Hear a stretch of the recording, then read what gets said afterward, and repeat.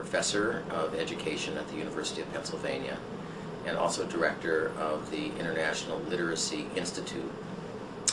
The institute itself was set up by Penn and by UNESCO about 15 years ago in order to focus on education and literacy issues, mainly in developing countries.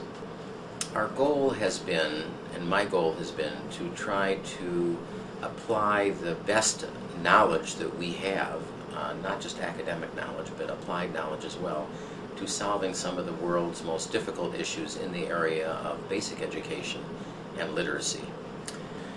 If you look around the world, the rates of literacy drop from, let's say, 95%, which is true in the European and wealthier countries of the world, to somewhere around 75%, sometimes 60%, sometimes lower than 60%. We have found that kids who actually complete primary school sometimes barely know the alphabet in the language that they're being taught. Now that brings up an issue. What is the language that they're being taught?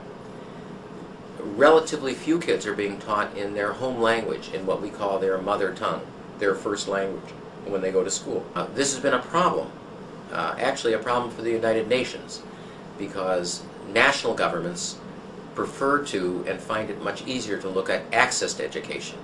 If access to education is the human right, what's the right for the quality of education?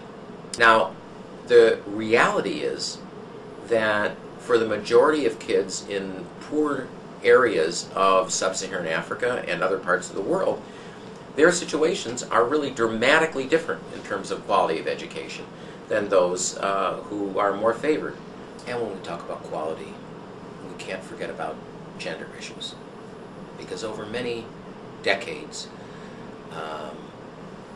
issues of gender or the fault line of gender has usually been a distinction between who gets into school and how much school you get if you're a boy or a girl. And that's been true for centuries in Europe and America, and it is still true today in many developing countries. It's actually in gender that we've made most gains.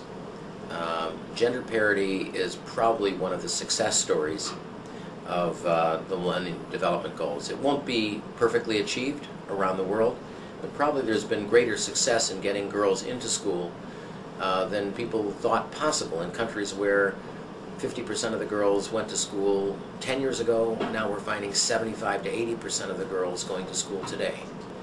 However, there is one key caveat to this matter, and that is in the poorest parts of the world, girls are not gaining the same access. And the reason is that in the poorest countries, two things are going on. One is domestic chores still are of tremendous importance.